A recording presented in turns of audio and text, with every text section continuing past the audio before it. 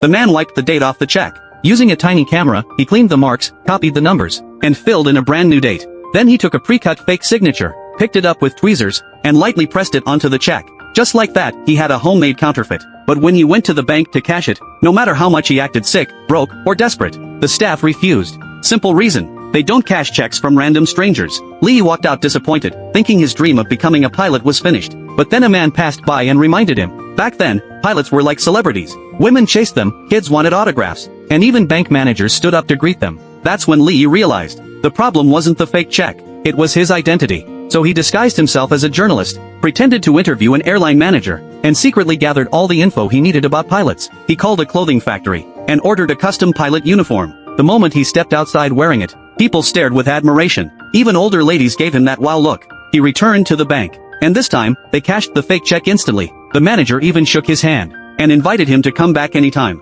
Next, Lee went to a 5-star hotel and tried the same trick, but the manager said personal checks were only good for a few dollars, while an airline credit card could exchange up to $300. Lee's eyes lit up. A credit card? Perfect. He rushed back to his room and started crafting one. First, he printed a check design. Then he soaked a toy plane with the airline's logo in water for 24 hours. Once the logo peeled off, he stuck it onto the fake card and pressed it inside a thick Chinese dictionary, so everything bonded smoothly. He took the new card to the bank. As the teller inspected it, Lee smiled and said, "Sorry, you probably hear this every day, but your eyes are the most beautiful I've ever seen." The girl blushed red and processed the card without a second thought. From that day on, Lee started producing fake checks non-stop. His counterfeiting skills got sharper daily. One morning, he brought a whole stack to the bank, but it wasn't open yet. The manager told him, "If you're in a hurry, use the airport counter. Pilots can cash checks there too." Lee was stunned. There was an airport option? He rushed straight over. Not only did they cash his checks, they told him he could fly anywhere in the world,